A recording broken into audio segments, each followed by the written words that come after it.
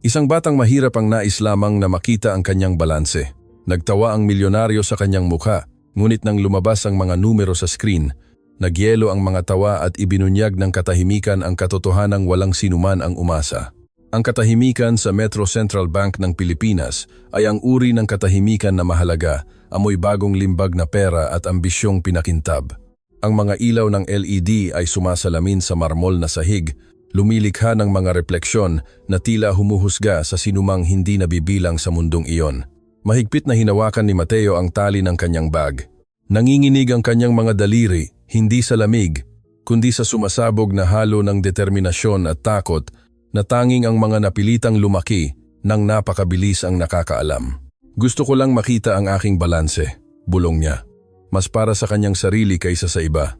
Ang linyang ito ay mananatili sa kanyang alaala magpakailanman, dahil ang mangyayari ay hindi lamang magbabago sa kanyang buhay, kundi pati na rin sa buhay ng lahat ng naroroon. Ang umaga ay nagsimula tulad ng dati. Nagising si Mateo bago sumikat ang araw sa maliit na silid na kanyang ibinabahagi sa kanyang lola. Ang amoy ng kape at tuyong tinapay ay pumuno sa hangin. Walang reklamo sa kanyang mga mata, mayroon lamang isang ilaw. Ang matigas na ilaw na mayroon ang mga tumatangging sumuko, gaano man karaming beses sila itinulak ng buhay sa lupa. Aalis ka na, apo. Ang boses ng kanyang lola ay mahina, parang manipis na tela na malapit ng mapunit. Opo, lola. May mahalaga akong gagawin ngayon. Mag-ingat ka. Ang mundo sa labas. Alam ko po, hinagkan ni Mateo ang kanyang lukot na noo. Babalik ako kaagad. Inilagay niya sa kanyang bag ang dilaw na sobre. Ang sobreng iyon na kanyang pinrotektahan sa loob ng mga linggo na parang kayamanan, dahil ito nga ay kayamanan. Ito ang pagkakaiba sa pagitan ng pag-asa at desperasyon. Dinala siya ng bus sa sentro ng lungsod. Habang nakatingin sa labas ng bintana, naaalala niya ang mga salita ni Mang Tomas, ang matandang lalaki sa palengke na nagpabago sa lahat ilang linggo na ang nakakaraan. Mateo, nagtitinda ka pa rin ba ng candy? Tumango ang bata, ipinapakita ang kanyang kahon ng candy. May sasabihin ako sa iyo, bata. May mas magandang paraan para matulungan mo ang iyong lola, pero kailangan mong maging matapang. Binigyan siya ni Mang Tomas ng isang papel na may direksyon at numero ng account. Ito ay sa lolo mo. Hindi nila sinabi sa iyo dahil akala nila bata ka pa. Pero alam kong may puso ka ng isang lalaki. Naramdaman ni Mateo na gumalaw ang lupa sa ilalim ng kanyang mga paa. Ang lolo ko? Pero matagal na siyang patay. Alam ko, siya ang aking matalik na kaibigan. At bago siya umalis, pinangako niya sa akin na kapag nakita mo sa iyong sariling mga mata kung gaano kahirap ang buhay, ibibigay ko ito sa iyo. Dumating na ang panahong iyon, hindi ba? Umaagos ang luha sa pisngi ni Mateo habang tumatango siya. At ngayon, naroon siya, sa harap ng salamin na pintuan ng Metro Central Bank ng Pilipinas. Ang gusali ay parang isang higanting gawa sa bakal at salamin na idinisenyo upang takutin ang maliliit. Huminga siya ng malalim at pumasok. Si Mang Javier, ang guwardiya, ay tinignan siya mula ulo hanggang paa. Ang kanyang tingin ay hindi malupit, ngunit hindi rin mabait. Ito ang tingin ng isang taong sanay na magklasipika ng mga tao sa loob lamang ng 2 segundo. May kasama ka bang matanda? Tanong niya sa walang emosyong boses. Ako lang po. Kailangan ko pong makita ang isang account. Kumunot ang noo ni Mang Javier, ngunit wala nang sinabi. Sa isang senyas, ipinahiwatig niya na pumunta sa pila. Puno ang bulwagan. Sinusuri ng mga executive ang kanilang mga telepono. Ang mga babaeng may mamahaling bag ay bumuntong hininga ng walang pasensya, at si Mateo, na may butas-butas na bag, ay nakatayo tulad ng isang mancha sa puting damit. Ang mga tingin ay tumagos sa kanya. Ang ilan ay may kuryosidad, ang iba ay may halatang paghamak. Hindi ka nabibilang dito, tila sumisigaw ang mga tinging iyon. Umalis ka bago ka maging kahiya-hiya. Ngunit mahigpit na hinawakan ni Mateo ang dilaw na sobre sa kanyang dibdib at nanatili siyang nakatayo. Pagkatapos, bumukas ang pangunahing pinto na may tunog ng artipisyal na kahalagahan. Pumasok si Don Ricardo Salcedo na parang ang bangko ay itinayo para lamang sa kanya. Ang kanyang presensya ay pumuno sa espasyo sa isang halos kahiya-hiyang paraan. 2 babaeng executive ang sumunod sa kanya, tumatawa sa kanyang mga komento ng may propesyonal na tawa na natutunan sa mga business school. Elena, sigaw niya patungo sa managerial area. Pinaghihintay mo pa rin ba ako na parang ordinaryong kliyente? Lumabas si Manager Elena mula sa kanyang opisina na may diplomatikong ngiti. Don Ricardo, anong sorpresa? Hindi namin naka-schedule ang inyong pagbisita. Ang pera ay hindi nag-i-schedule, mahal ko. Ang pera ay dumating lang. Isa pang malakas na halakhak. Inulit ng mga executive ang tawa na parang sinanay na echo. Pinagmamasdan ni Mateo ang lahat mula sa kanyang pwesto sa pila. Mayroon siyang naramdaman sa paggalaw ng lalaking iyon na bumabaliktad sa kanyang tiyan. Ito ang kayabangan na nagkatawang tao. Ang katiyakan na ang mundo ay may utang na paggalang sa kanya. Lumapit si Don Ricardo sa pangunahing counter. Ganap na binabalewala ang pila. Walang nagprotesta, walang naglakas loob, at pagkatapos ay bumagsak ang kanyang mga mata kay Mateo. Ano ang mayroon tayo rito? Malakas niyang sabi. Sinisenyasan ito ng may dramatikong galaw. Tumtanggap na rin ba ang bangko ng mga school tour? Ilang nerbiyosong tawa ang bumulwak mula sa mga naroroon. Naramdaman ni Mateo ang init na umaakyat sa kanyang mukha, ngunit matigas niyang pinanatili ang kanyang tingin. May tinatapos po akong transaksyon, sir. Isang transaksyon? Lumapit si Don Ricardo. Ang kanyang ngiti ay ng isang pusa na naglalaro ng daga. At anong uri ng transaksyon ang pwedeng gawin ng isang tulad mo sa isang bangko na tulad nito? Ang lason sa salitang, ikaw, ay imposibleng baliwalain. Sumingit si Elena sa kanyang profesional ngunit tense na boses. Don Ricardo, lahat ng kliyente ay karapat-dapat. Kliyente? Pinutol niya ito ng isa pang halakhak. Tignan mo bata, hindi ito alkansya. Dito, milyon-milyon ang gumagalaw, hindi sentimong candy. Ang verbal na sipa ay umalingaw-ngaw sa biglaang katahimikan ng bangko. Naramdaman ni Mateo na may nabasag sa kanyang dibdib, ngunit hindi luha ang nagbabanta na lumabas. Ito ay isang bagay na mas malakas. Ito ay dignidad. Gusto ko lang makita ang aking balanse, sabi niya sa malinaw na boses. Inilabas ang dilaw na sobre. Kumpleto ang lahat ng dokumento ko. Kinuha ni Don Ricardo ang sobre gamit ang dalawang daliri, na parang basura, at binuksan ito ng may paghamak. Binasa niya ang unang linya, pagkatapos ang pangalawa. Lumawak ang kanyang ngiti, naging mas malupit. Account number 4582, 1967, 3301. Malakas niyang binasa. Alam mo ba kung anong uri ng account ang may ganyang lumang numero? Hindi sumagot si Mateo. Ang kanyang puso ay lumalakas nang labis na akala niya ay naririnig ng lahat. Mga abandonadong account, sarado, nakalimutan. Ibinigay ni Don Ricardo ang sobre kay Mateo nang may paghamak na galaw. Siguradong may nanglokong sayo, o mas malala, niloloko ka nila. Umuwi ka na, bata. Hindi ito lugar para sa mga ilusyon. Muling nagtawa ang mga executive. Lumingon si Elena sa ibang direksyon, naiilang, ngunit hindi nang himasok. Lumakad si Mang Javier, ang guwardiya, isang hakbang pasulong. Nagbago ang kanyang ekspresyon. Mayroon siyang nakita sa kanyang mga mata. Awa, paggalang. Mahirap malaman, ngunit hindi gumalaw si Mateo. Gusto ko pong i-verify, git niya, ang kanyang boses ay mas malakas na ngayon. May karapatan po akong malaman. Karapatan? Binalingan ni Don Ricardo si Elena. Pahihintulutan mo pa rin ba ang sirkong ito? Nagbuntong hininga si Elena. Tinignan si Mateo. Pagkatapos ay tinignan ang mga papel na hawak niya ng nanginginig ngunit matatag na mga kamay at may bahagyang nabasag sa kanyang profesional na ekspresyon. Karapatan niyang i-verify ang anumang account na may tamang dokumentasyon, sabi niya sa huli. Naku, pakiusap! Nag-krus ng braso si Don Ricardo. Sige, gusto kong makita ito. Gusto kong makita ang mukha ng batang ito kapag nalaman niyang puro zero lang o mas masahol pa na hindi man lang nag-exist ang account. Sumandal siya sa counter ng may ugali ng isang taong malapit ng magsaya sa isang palabas. Sige bata, ipakita mo ang iyong kapalaran. Inabot ni Elena ang kanyang kamay. Ibinigay ni Mateo ang lahat ng dokumento ng may halos relihiyosong pag-iingat. Ang birth certificate, ang ID ng kanyang yumaong lolo, ang death certificate, ang mga papeles ng succession na tinulungan siya ni Mang Tomas na asikasuhin ng tahimik sa loob ng mga linggo.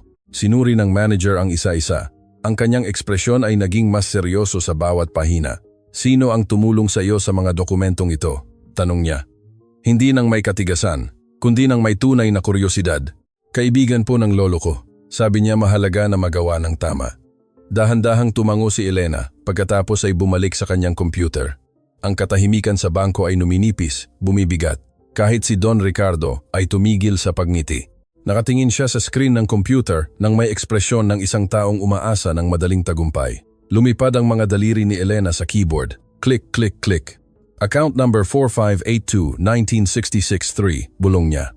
Nangangailangan ng Level 4 verification. Isang sandali. Tumayo siya at nawala sa kanyang opisina. Ang mga segundo ay humaba na parang lumang bubblegum. Naramdaman ni Mateo ang lahat ng tingin sa kanya. Ang ilan ay may kuryosidad, ang iba ay may inaasahang awa. Tinatapik ni Don Ricardo ang kanyang mga daliri sa marmol na counter. Bawat tapik ay paalala ng kanyang kawalan ng pasensya at kayabangan. Nang bumalik si Elena, hindi mabasa ang kanyang mukha. Umiiral ang account, simpleng sabi niya. Humalakhak ng maikli si Don Ricardo. Siyempre umiiral na may 3 piso at isang sirang butones. Sigurado, lumunok si Elena. Para ma-access ang buong balanse, kailangan ko ng karagdagang pahintulot. May mga espesyal na protocol ang ganitong uri ng account. Protocol? Napatawa si Don Ricardo. Para sa account ng isang bata, Elena, nawawalan ka na ng profesional na touch. Hindi niya ito pinansin. Tumawag siya sa telepono ng counter, mahinang nagsalita.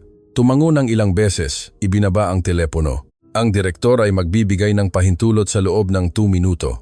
Ang 2 minutong iyon ang pinakamahaba sa buhay ni Mateo.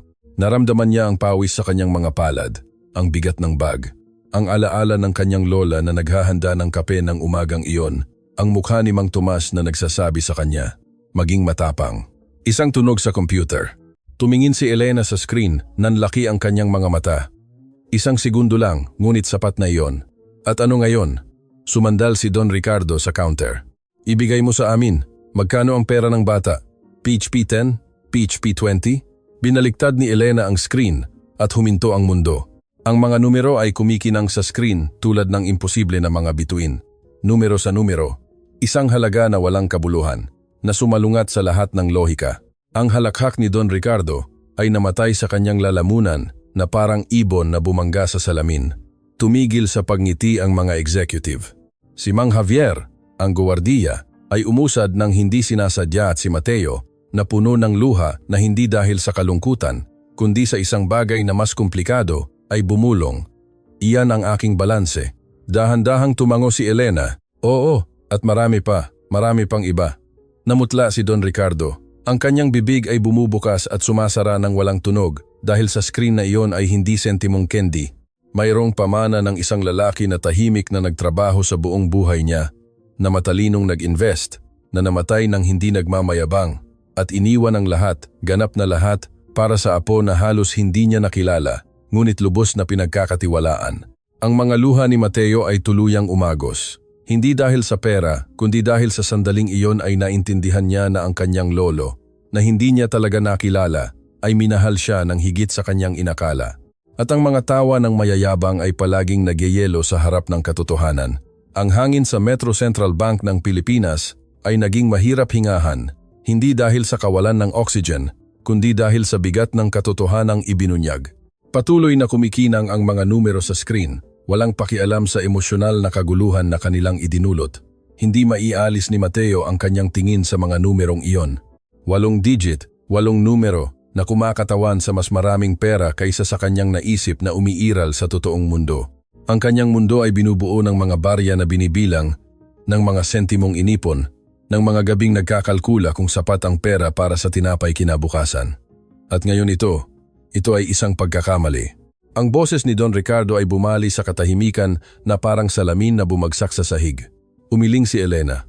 Ang kanyang profesionalismo ay nanatili, ngunit nagbago ang kanyang tingin nang tingnan si Mateo. Hindi na ito ang malayo na tingin ng isang manager. Ito ay ang tingin ng isang taong nakasaksi ng isang bagay na pambihira. Walang pagkakamali, Don Ricardo. Ang account ay na-verify, ang mga dokumento ay lehitimo, ang bata ay ang legal na benepisyaryo ng lahat ng ari-arian ng kanyang lolo. Ari-arian? Kumurap si Mateo. Ano pa po ba maliban sa pera? Nag-alinlangan si Elena, tumingin sa screen, pagkatapos ay tumingin sa bata.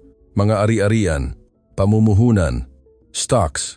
Ang iyong lolo ay isang maingat na tao sa kanyang pera. Nanginginig ang mga binti ni Mateo. Kailangan niyang sumandal sa counter. Nabawi ni Don Ricardo ang ilang kanyang pagiging kalmado, ngunit ang kanyang mukha ay tense. Ang kanyang mga mata ay mabilis na gumagalaw, tulad ng isang hayop na naghahanap ng labasan. Ito ay katawa-tawa, sabi niya sa boses na kontrolado ngunit matalas. Hindi kayang hawakan ng isang bata ang ganitong uri ng account. Imposibleng legal. Nagbukas ng bibig si Elena upang sumagot, ngunit isang bagong boses ang pumutol sa kanya. Technical na, tama siya. Lahat ay lumingon. Isang matandang lalaki ang lumabas mula sa isa sa mga pribadong opisina. Siya ay nakasuot ng simple ngunit may autoridad. Ang kanyang badge ay nagpapakita na siya ang direktor ng sangay. Lumapit si Direktor Arturo Medina ng may sukatan na hakbang. Ang kanyang mga mata ay sumusuri sa sitwasyon nang may katumpakan ng isang taong nakita na ang lahat sa loob ng mga dekada sa pagbabangko. Hindi direktang ma-access ng isang menor de edad ang mga pondo na ganito kalaki nang walang pahintulot ng legal na tagapag-alaga. Paliwanag niya na nakikipag-usap kay Mateo nang may kabaitan na malaking kaibahan sa pakikitungo ni Don Ricardo. Lumubog ang puso ni Mateo. Pero sabi po ni Mang Tomas na, "Sino si Mang Tomas?" Tanong ni Direktor Arturo. "Kaibigan po ng lolo ko. Tinulungan niya po ako sa mga papeles. Sabi niya po, kapag kumpleto na ang lahat, pwede na akong." "Pwede na?" Ang boses ni Don Ricardo ay may gilid ng tagumpay na halos hindi na mapigil. "Bata, niloko ka nila. May gumamit sa iyo para makuha ang perang ito. At ngayon na nabunyag na, malamang na mawawala ang kaibigang iyon kasama ang lahat." Ang mga salita ay bumagabag kay Mateo na parang suntok. Hindi ganoon si Mang Tomas. Hindi niya magagawa yon. O kaya, "Kailangan nating makipag-ugnayan sa iyong agarang legal na tagapag-alaga," sabi ni Direktor Arturo ng may katatagan, ngunit hindi nang walang kabaitan. "Sino ang kasama mo sa bahay?" "Ang lola ko po." "Alam ba niya na nandito ka?" Ibinaba ni Mateo ang kanyang tingin. Ang katahimikan ay sapat na sagot. Lumapit si Don Ricardo kay Direktor Arturo nang may pamilyar na paraan ng isang taong nagbabahagi ng mga sosyal na lupon. "Arturo, alam mo ba ang batas? Kailangang i-freeze ang perang ito hanggang sa magkaroon ng kumpletong investigasyon. Para sa kapakanan ng bata, syempre, mayroong isang bagay sa kanyang tono, isang bagay na nagpakunot ng noo ni Mang Javier, ang guwardiya mula sa kanyang posisyon." Dahan-dahang tumango si Direktor Arturo. Ang protocol ay nangangailangan na ang account ay pansamantalang i-block hanggang sa ma-verify ang lahat ng legal na aspeto. Ito ay para sa proteksyon ng benepisyaryo. "Hindi!" Lumabas ang boses ni Mateo nang mas malakas kaysa sa kanyang layunin. "Ang lola ko po ay may sakit. Kailangan niya ng gamot. Kailangan po namin ang perang iyon at magkakaroon kanyan." Putol ni Don Ricardo nang may ngiti na hindi umabot sa kanyang mga mata. "Sigurado akong inaalagaan ng mabuti ni Mang Tomas ang lola mo ngayon. Mayroong isang bagay sa mga salitang iyon, isang madilim na pahiwatig na nagpakulubot sa tiyan ni Mateo. Ano po ang ibig ninyong sabihin?" "Wala, bata. Kakaiba lang na lumitaw ka rito mag-isa na may mga dokumentong misteryosong maayos at walang ibang nakakaalam. Hindi ba't maginhawa?" Sumingit si Elena. Ang kanyang boses ay tense. "Don Ricardo, nagpapahiwatig po ba kayo?" "Wala akong ipinapahiwatig."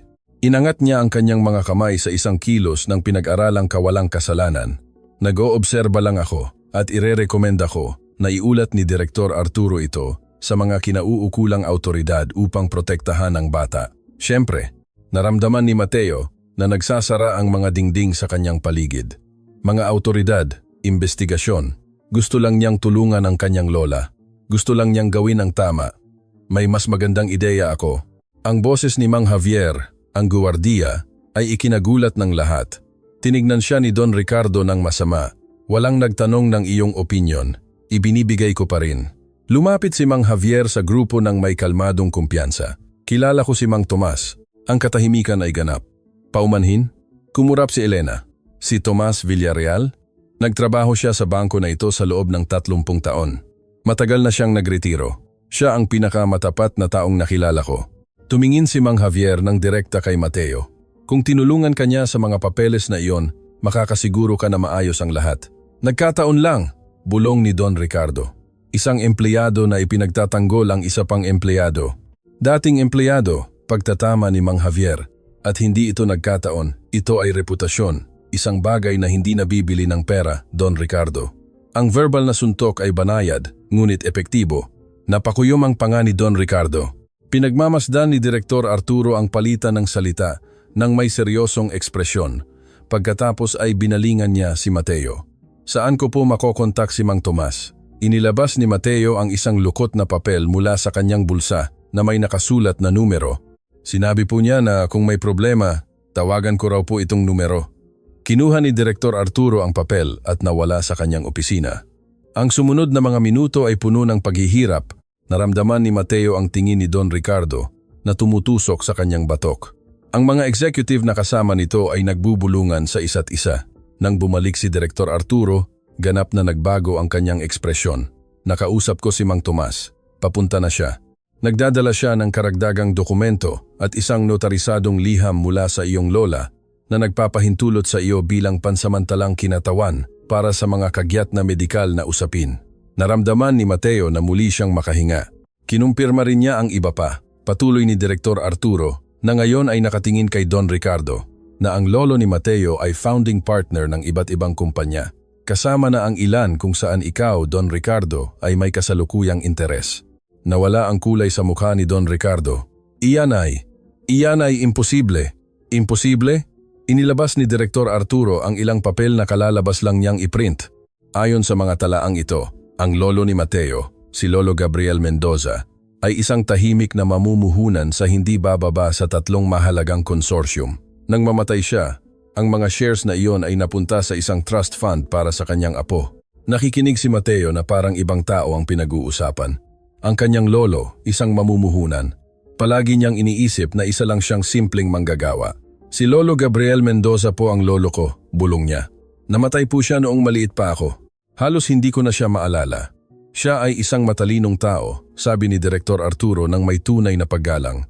Hindi kailanman ipinagmayabang ang kanyang kayamanan. Nasiyahan sa simpleng pamumuhay. Nagtrabaho hanggang sa huling araw at iningatan ang lahat ng ito para sa iyo. Pero bakit po walang nagsabi sa akin? Hindi alam ng iyong lola. Pinamahalaan ni Lolo Gabriel ang lahat kasama si Mang Tomas bilang tanging pinagkakatiwalaan. Sa kanyang testamento, tinukoy niya na ayaw niyang lumaki ang kanyang apo, na alam niyang mayaman siya. Gusto niyang matutunan mo ang halaga ng paggawa, ang halaga ng pagsisikap. Bumuhos ang luha sa pisngi ni Mateo. Naalala niya ang lahat ng umaga na nagtitinda ng candy, ang lahat ng gabi na tinutulungan ng kanyang lola, ang bawat barya na binilang. Alam ng kanyang lolo, pinlano niya ang lahat. Kaya, ito ay totoo? Bulong niya. Totoo ang lahat. Totoong totoo. Kumpirma ni Direktor Arturo. At ngayon kailangan ka naming protektahan. Umurong ng ilang hakbang si Don Ricardo. Ang kanyang kayabangan ay naglaho, napalitan ng mas mapanganib na bagay. Malamig na pagkalkula. Kung inyo pong ipagpapaumanhin, may kailangan po akong asikasuhin, bigla niyang sabi, patungo sa labasan. Don Ricardo. Pinigilan siya ng boses ni Direktor Arturo. Isa pa, ang mga kumpanyang iyon kung saan kayo ay may interes at kung saan si Lolo Gabriel ang kasosyo. Si Mateo na ngayon ang mayoryang stockholder sa 2 sa mga iyon. Ngelo si Don Ricardo, ibig sabihin. Patuloy ni Direktor Arturo, ang batang ito na inyong hinamak kanina ay, sa teknikal na paraan, ang inyong boss sa 2 sa inyong pinakamahalagang proyekto. Ang katahimikan na sumunod ay napakakapal na parang pwedeng hiwain ng kutsilyo. Dahan-dahang lumingon si Don Ricardo. Ang kanyang tingin kay Mateo ay puno ngayon ng puro lason na halos hindi mapigilan. Hindi pa ito tapos, sabi niya sa mahinang boses. Ngunit bawat salita ay tumutulo ng banta at umalis siya. Sumunod ang mga executive ng may pagkailang. Ang kanilang mga takong ay umaalingaw-ngaw sa marmol na parang bumibilis na tibok ng puso. Nang sumara ang pinto, napaupo si Mateo sa isa sa mga upuan sa waiting area. Nanginginig ang buo niyang katawan. Lumapit si Elena na may hawak na baso ng tubig. Ayos ka lang ba? Hindi ko po alam, sagot niya. Wala po rito ang nararamdaman kong totoo. Totoo ito, sabi ni Mang Javier, na nanatili sa malapit sa lahat ng oras at kakagawan mo lang ng isang mapanganib na kaaway. Kaaway? Tumingin sa kanya si Mateo ng may takot. Gusto ko lang makita ang aking balanse. Alam ko bata, pero ngayon alam na ni Don Ricardo na ang kanyang negosyo ay bahagyang nakasalalay sa iyo at ang mga lalaking tulad niya ay hindi nakakalimot ng kahihiyan. Lumapit si Direktor Arturo. Ang kanyang ekspresyon ay seryoso, ngunit hindi malupit.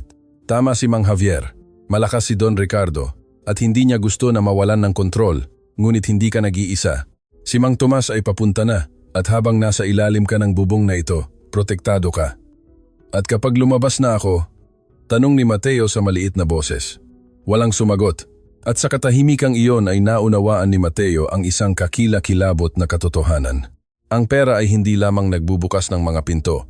Ito rin ay naglalagay ng target sa likod. Muling bumukas ang pinto ng bangko.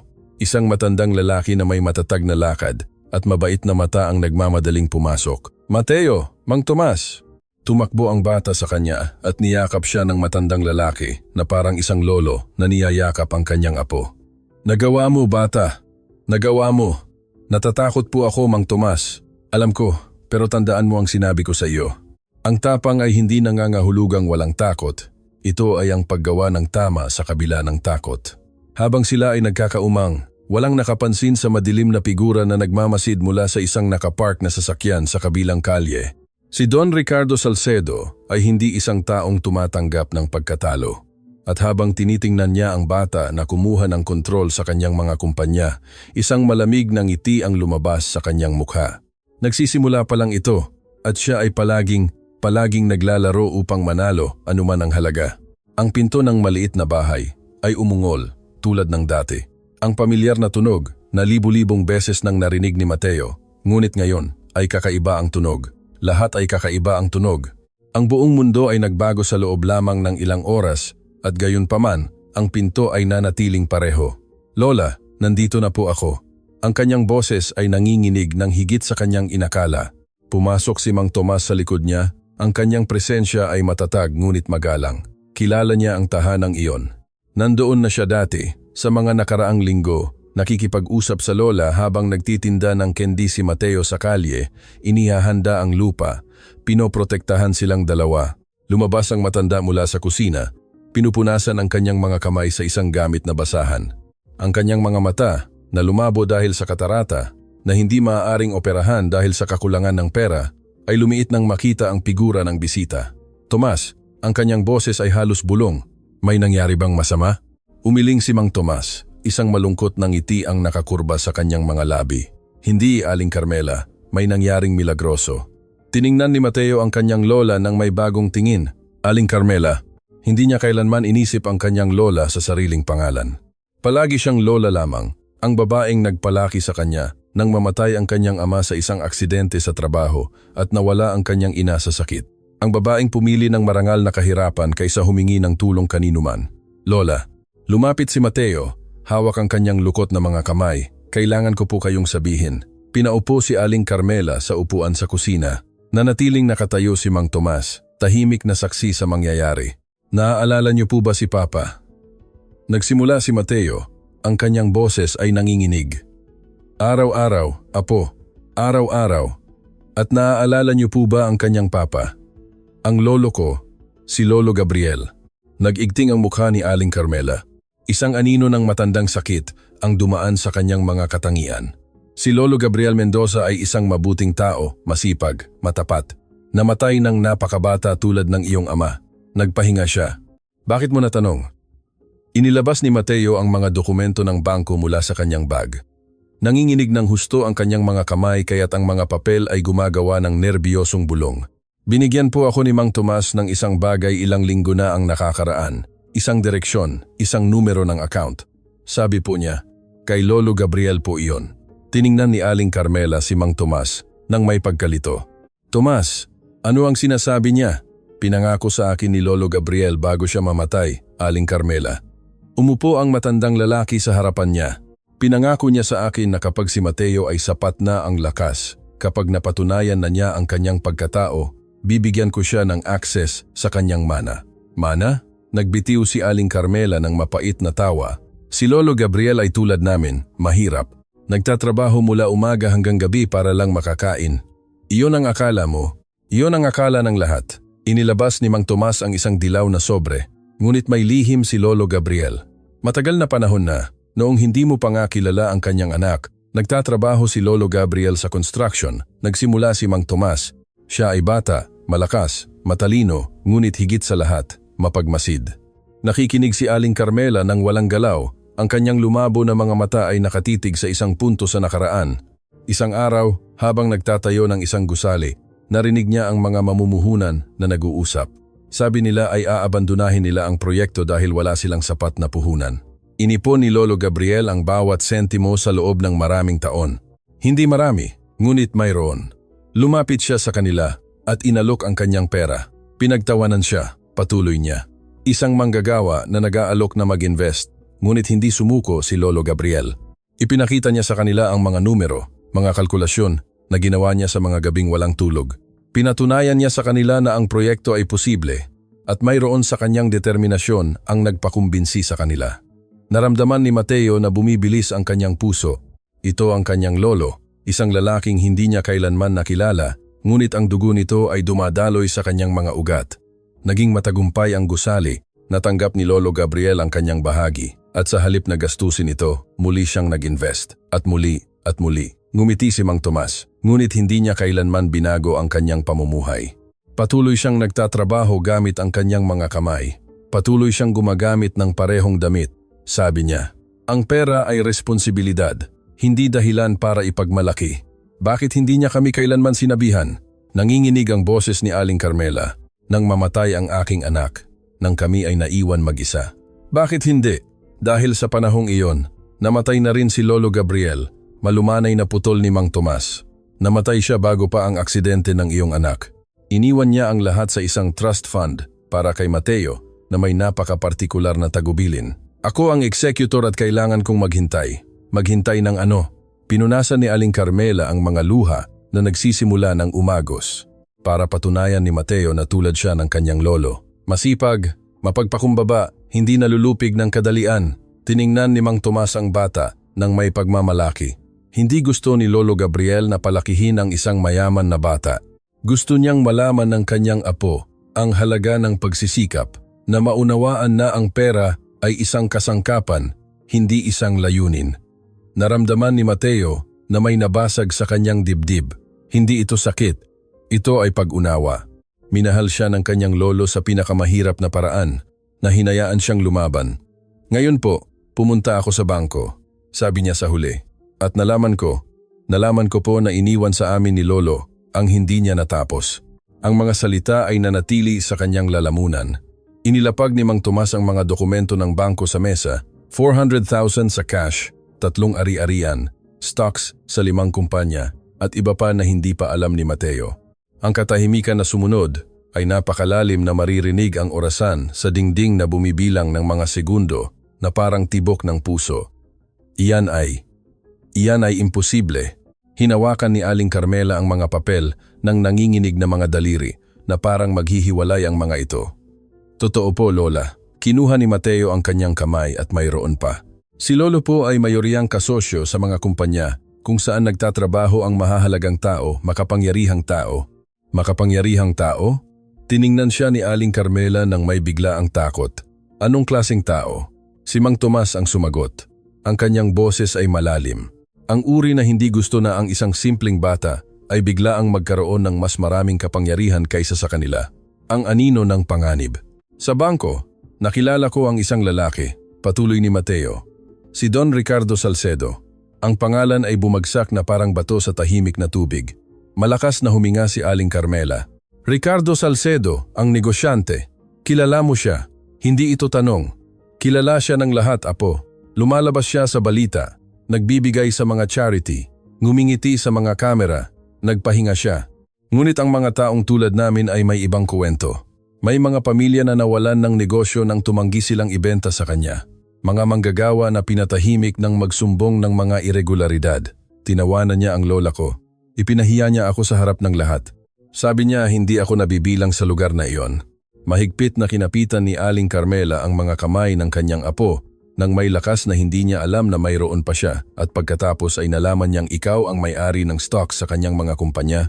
Dugtong ni Mang Tomas. Namutla si Aling Carmela. Diyos ko, Mateo. Delikado iyan. Alam ko po. Binalaan ako ng guwardiya sa bangko. Hindi nakakalimot si Don Ricardo. Tumayo ang matanda na nanginginig. Lumakad siya patungo sa bintana ng kusina at tumingin sa kalye nang may mga matang hindi nakakakita ng maayos, ngunit natuto ng makakita ng panganib. Kailangan nating umalis, sabi niya sa huli. Kuhanin ang perang iyon at maglaho. Hindi po. Matatag ang boses ni Mateo. Nagulat ang dalawang matanda at tumingin sa kanya. Hindi.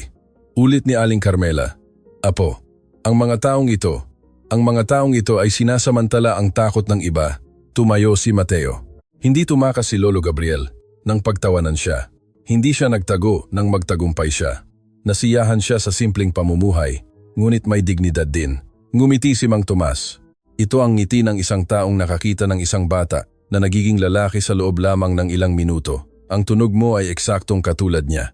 Natatakot po ako, pag-amin ni Mateo. Ang kanyang boses ay nanginginig.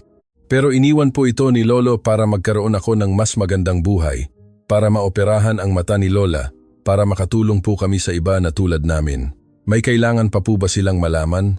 Binuksan ni Mang Tomas ang isa pang sobre. Ito ay mas luma, selyado ng wax. Binigyan ako ni Lolo Gabriel nito para ibigay sa iyo kapag tapos na ang lahat, paliwanag ng matanda. Sabi niya, malalaman mo raw kung kailan ang tamang oras. Binuksan ni Mateo ang sobre ng nanginginig na mga kamay. Sa loob ay may liham, ngunit mayroon ding lumang litrato. Si Lolo Gabriel na bata pa at may hawak na sanggol. Sa likod, isang petsa at isang tala. Mateo, isang araw, aking dahilan upang bumuo ng mas magandang bukas. Ang liham ay nagsasaad, aking mahal na apo, kung binabasa mo ito, nangangahulugan na nalampasan mo ang bagyo, na hinarap mo ang mga lobo at hindi mo hinayaang lapain kanila. Ipinagmamalaki kita sa paraang hindi kayang ipahayag ng mga salita, ngunit gusto kong malaman mo ang isang mahalagang bagay. Hindi ko iniwan sa iyo ang perang iyon para yumaman ka. Mayaman ka na. Mayaman sa pagkatao, sa kabaitan, sa pagmamahal. Iniwan ko ito sa iyo bilang kasangkapan. Isang kasangkapan upang itayo ang mundo na ating pinangarap, ngunit hindi natapos ng aking henerasyon. Bawat pisong kikitain mo, gamitin mo para iangat ang iba. Bawat tagumpay na makamit mo, ibahagi mo sa mga tumulong sa iyo. Sa tuwing mararamdaman mong nag-iisa ka o natatakot, tandaan, hindi ka nag-iisa, kasama kita. Kasama mo ang iyong ama. Ang lahat ng minahal mo at nagmahal sa iyo ay kasama mo. Ang tunay na pamana ay hindi sinusukat sa pera, sinusukat ito sa mga ngiti, sa mga luha ng kagalakan, sa mga bata na nakakapaglaro sa mga ligtas na parke, sa mga pamilya na nakakatulog nang walang takot na mawalan ng kabuhayan. Ikaw ang aking pamana, Mateo, at perpekto ka na. Buong pagmamahal ang iyong lolo, Gabriel. P.S. Sabihin mo sa iyong lola na palagi ko siyang hinahangaan, na pinalaki niya ang pinakamahusay na anak, at ngayon ay pinalaki niya ang pinakamahusay na apo, na ang susunod na henerasyon ay nasa mabuting mga kamay. Umiyak si Mate, ngunit iba ang mga luha na ito. Ito ay mga luha ng kapayapaan, ng pagsasara, ng pag-ibig na lumampas sa kamatayan. Niyakap siya ni Aling Carmela. Inilagay ni Mang Tomas ang kanyang kamay sa kanyang balikat. At sa isang lugar, lampas sa panahon at espasyo, ngumiti si Lolo Gabriel Mendoza. Makalipas ang 10 taon, isang 8 taong gulang na bata ang nagtitinda ng candy sa isang kanto. Ang kanyang mga damit ay luma na, ngunit malinis. Ang kanyang mga mata ay kumikinang sa determinasyon. Isang 20 sanos ang taong gulang na binata ang huminto sa harap niya. Magkano? 100 bawat isa, kuya. Binili ng binata ang buong kahon. Anong gagawin mo sa perang iyan? Tutulungan ko po ang nanay ko. May sakit po siya. Ngumiti ang binata. Naglabas ng card mula sa kanyang wallet. Heto, tawagan mo ang numerong ito bukas. Mayroon akong scholarship program para sa mga batang nagtatrabaho. Tutulungan ka namin sa iyong pag-aaral at sa iyong ina. Kinuha ng bata ang card ng may hindi makapaniwalang mga mata. Bakit po ninyo ako tinutulungan? Dahil may tumulong sa akin minsan at itinuro niya sa akin na ang pag-ibig ay dumarami kapag ibinabahagi. Umalis ang binata. Sa kanyang wallet, isang lumang litrato ng isang lalaki na hindi niya kailanman nakilala, ngunit minahal siya ng walang kondisyon. Lumakad si Mateo Mendoza sa mga kalye kung saan siya dating nagtitinda ng candy, ngunit ngayon ay hindi na siya nagtitinda ng candy. Nagtatanim siya ng pag-asa at ang ani ay magiging walang hanggan. Ang mga kumpanyang binuo ni Lolo Gabriel ay yumabong sa ilalim ng pamamahala ni Mateo. Ang Mendoza Foundation ay nagbibigay ng libu-libong scholarship taon-taon sa mga batang nagtatrabaho. Si Aling Carmela, na may malinaw at nagniningning na mga mata, ay personal na bumibisita sa bawat kaso, sinisigurado na walang bata ang dadaan sa naranasan ni Mateo. Si Mang Tomas Villarreal, na 90 taong gulang na ngunit may di mabaling na espiritu, ay nagbibigay ng mga lecture sa mga paaralan na nagkukwento tungkol kay Lolo Gabriel. Ang tunay na tagumpay, sabi niya palagi, ay hindi sinusukat sa mga bank account, sinusukat ito sa mga buhay na nabago. Si Don Ricardo Salcedo ay inusig dahil sa pag-iwas sa buwis at pandaraya. Nawalan siya ng imperyo, nawalan ng reputasyon, nawalan ng lahat. Sa isang pangyayari na ikinagulat ng marami, inalok siya ni Mateo ng isang simpleng trabaho sa isa sa mga bodega ng kumpanya. Naniniwala po ang lolo ko sa pangalawang pagkakataon, sabi niya. Tinanggihan ni Don Ricardo ang alok, ang pagmamataas ang kanyang huling pagkatalo, at sa gayon, nagpatuloy ang pamana ni Lolo Gabriel Mendoza. Hindi sa mga gusaling may kanyang pangalan, hindi sa mga marmol na estatwa, kundi sa bawat batang nakapag-aral, sa bawat pamilyang nakakain, sa bawat manggagawang nakapamuhay ng may dignidad.